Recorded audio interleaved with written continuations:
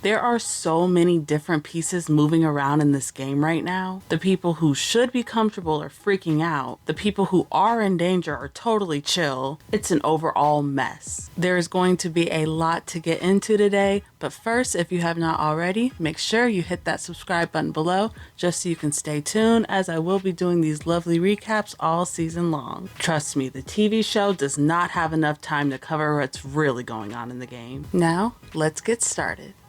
So, when we last left off, Jared had just won the power of veto, but he wasn't really planning on using it because he knew the risk of Cirie going up on the block. This wasn't Cameron's preference, but he was still okay with it, and he was still looking at Jared as one of his top allies in the game. So the house guests are going to go off for the veto ceremony, and when they return, we see that Izzy and Felicia remain on the block as expected. So normally, in any other week, the nominees would then go out campaigning and trying to secure as many votes as they could, right? But not this time. This time's a little different, as Felicia is stuck in a kayak punishment with Cirie. So neither one of them are going to be able to do any real game talk for a couple of days, and it's going to be a real struggle. Help! Right.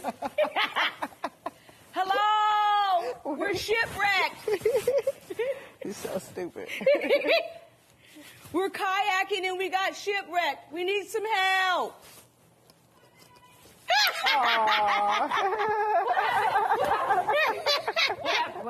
Even with Cirie and Felicia on a bit of a break, there's still a lot of moving pieces going on in the game right now, so let's get into it. First, let's start with America. She's been aware of the house dynamics for a while now, but she hasn't really had any real power or numbers in the game to be able to do anything about it. But now that Cameron's gone and made the first move, I think she's starting to get a little bit more courageous. Like, she's been talking to Cameron a lot about going against Cirie and Izzy. She's trying to warn him about how Izzy is probably going to be safe this week, but it's not really getting through to him.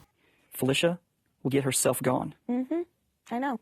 I don't care about hanging out with people or who rubs who the wrong way or who is so sloppy. Well, Cam, I want them to be here. Cam, I'm agreeing with you. I want them here. I know the fact I that nobody want their wants to crap work here. I know. I'm aware of this, and that's what I'm telling Izzy you. is a great player. I know she is, Cam. We're on Get the her out same of this page. house. We're not on the what you same- just told me. But you know what I mean. I just don't. Come on. That is what I told you. That the consensus among the house is that Felicia needs to go. Cameron isn't the best at processing new information, so he's not really listening at all here. Instead, he keeps on insisting that he's at the top now. We now are on the majority side, whereas you've been fighting against the majority this entire time and banging your head against a wall. Yeah. If everyone will open their fucking eyes and realize what I just did, they will see that we just flipped this entire house, and we have 4 very vulnerable players right now that are easy pickings. Mind you, Cameron is still definitely the house target right now. He just can't see it. America is going to eventually let him in on this, though, even though it could definitely turn around and hurt her game. Yeah, I didn't expect to sit next to Red either. Yeah. That was why I was sitting next to Red, is because Red was his target, and I could not figure out why. So when I came up here to try to figure out what was going on with my fucking final 2... Cam, Brad was never the target. It was you. No. Yes. No. Yes. No. Yes. And now I'm like saying way too much. I shouldn't be telling you this, but you were the target last week. I like America's drive, I really do, but she keeps on trusting the exact wrong people and it's gonna get her caught up. For example, she also approaches Jack and Blue about possibly teaming up against that other side. The enthusiasm is great, but Blue is definitely terrible for her game. I mean, Blue tells literally everything to Jared. So then America told Jack that before Dawn's, Cirie, Izzy, and Felicia and America were in a room. And then Felicia talked to America and said, if America doesn't vote out Jack, then America's next. America's his target next. So America told Jack that. And of course, Jared's going to tell everything to Cirie. All of this information is going to eventually get back around though, as it always does. So at least now Jack and America know that they can't trust Blue. You sure you didn't tell her anything? No, I'm telling you. Okay. I did not tell anyone. I thought I trust you more than I trust Blue. I'm sick of this shit. I trust you more than I trust Blue. I'm sick of this shit. I'm sick of this shit. I'm sick. I thought I could trust Blue, and it made me so fucking sad. I was like, Blue, we've literally been talking about the last 2 weeks, like about being each other's girls and being cool. And she ran to Izzy and told her everything. So because of all this going on, Jared was very anti-America for a while. He threw her under the bus to Cameron. Hell, he was even talking about targeting her in front of Cory. In an event that I win HOH next week, probably going to be gagging America. Yeah. Just being completely honest with you. But like, if you're concerned with the Cameron thing, that's, you know, that is what it is. Yeah, America's just an opportunist, bro. And if she has the opportunity to keep Cameron in this game and to keep him as a shield as long as possible, and especially in a fucking case where she wins HOH and can't play the following week, I think she does it.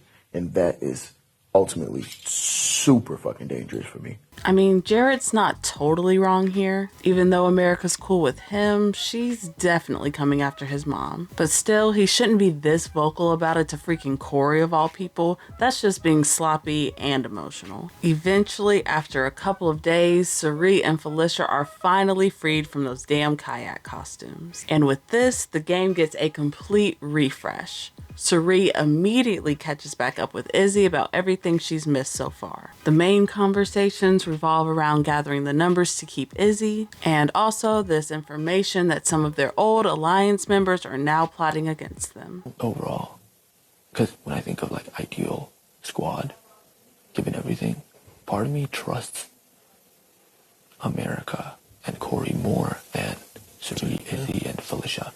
That's just because I know Cirie, Izzy, Felicia are going to choose each other over us every time. They are especially mad at Jag for turning on them now. Granted, he's probably right not to trust Cirie and Izzy anymore, but obviously they're not going to see it that way. Later on in the night, Cirie's going to confront Jag and troll him just a little bit for shits and giggles. Is everything good with us? Like, if there's something you want to talk about? There's nothing. No. Everything is good from my end. I wasn't trying to intentionally be cold, so I apologize if it came off that way. Okay. I thought y'all was just up there, like, just chilling, and so I was just also... Man, we upstairs just chilling in a kayak. Are you saying that to me right now, Jag? I mean, what were you guys up to then? I mean... Nothing, just upstairs chilling in a kayak. That's it. Yeah. Yeah. And finally, let's end this video with a little bit of Showmance news, shall we?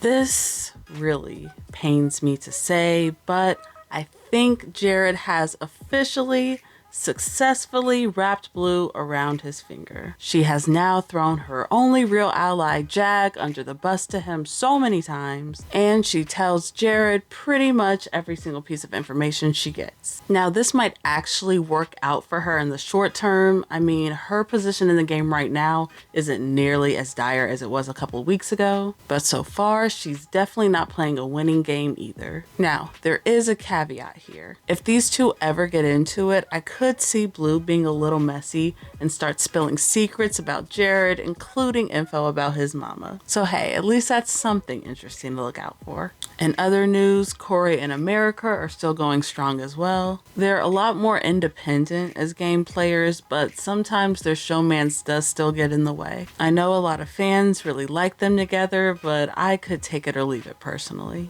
It's nothing against them personally. I think they are totally fine people. I'm just really not into showmances at all, especially these two, because to me they're just a little bit awkward and uncomfortable. I cannot believe you wear SpongeBob underwear. That is crazy. Did your mom buy those? I just can't believe it gets you going. It's weird. So that is pretty much where things stand in the house. As of right now, Felicia is still set to be the one that's evicted, but there is still a small group of people that's pushing for Izzy to leave. However, they don't have the numbers as of yet. Of course, I will be back to update y'all if anything else big changes in the game, but until next time, peace.